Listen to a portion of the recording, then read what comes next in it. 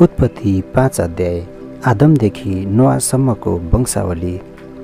आदमको लिखित वंश विवरण यही हो। परमेश्वरले मानिसलाई सृष्टि गर्नुहुँदा उहाँले उनलाई आफ्नै स्वरूपमा बनाउनुभयो। उहाँले तिनीहरूलाई नर र नारी गरी सृष्टि गर्नुभयो। तिनीहरूको सृष्टि भएको दिन उहाँले तिनीहरूलाई आशिष दिनुभयो र मानिस नाउँ दिनुभयो। आदमको उमेर 130 वर्षको हुँदा उनको आफ्नै प्रतिरूपमा एउटा छोरो जन्मियो। उनले त्यसको नाउँ सेत राखे। सेतको जन्म भएपछि आदम 800 वर्षसम्म बाँचे र उनका अरू छोराछोरीहरू जन्मे। आदमको जम्मा उमेर 930 वर्ष भएको थियो अनि तिनी मरे। सेतको वंश। सेतको उमेर 105 वर्षको हुँदा उनको छोरो एनोस जन्मियो। एनोस जन्मेपछि सेत 807 वर्षसम्म बाँचे। उनका अरू छोराछोरीहरू जन्मे। सेतको जम्मा उमेर 912 वर्ष भएको थियो अनि उनी मरे। एनोसको उमेर 90 वर्षको हुँदा उनको छोरो केनान जन्मियो। केनान जन्मेपछि एनोस 815 वर्षसम्म बाँचे। उनका अरू छोराछोरीहरू जन्मे। एनोसको जम्मा उमेर 905 वर्ष भएको थियो अनि उनी मरे। केनानको उमेर 70 वर्षको हुँदा उनको छोरो महलालेल जन्मियो।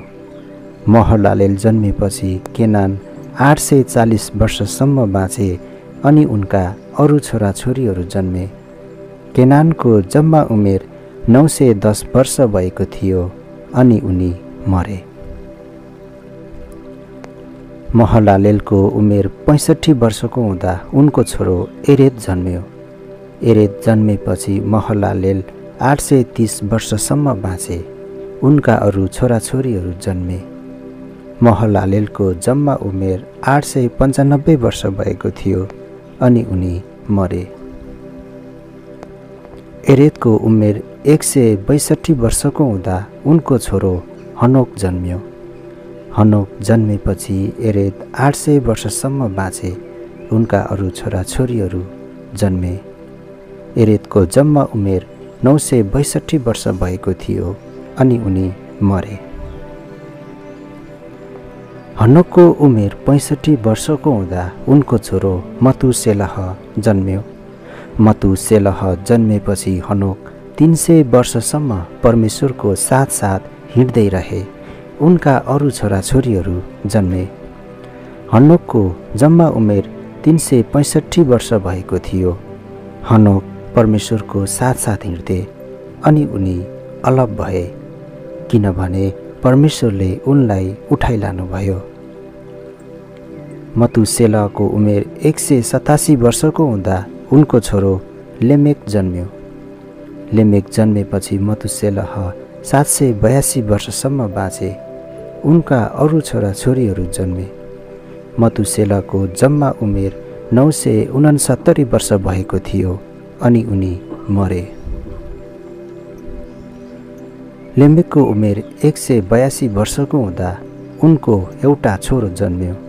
उनले यसो भनेर उसको नाउँ नोआ राखे, परमप्रभुले श्राप दिनुभएको भूमिको हाम्रो काम र परिश्रममा यसले हामीलाई शान्ति दिनेछ। नोआ जन्मेपछि लेमेक 595 वर्षसम्म बाँचे। उनका अरू छोराछोरीहरू जन्मे। लेमेकको जम्मा उमेर 777 वर्ष भएको थियो अनि उनी मरे।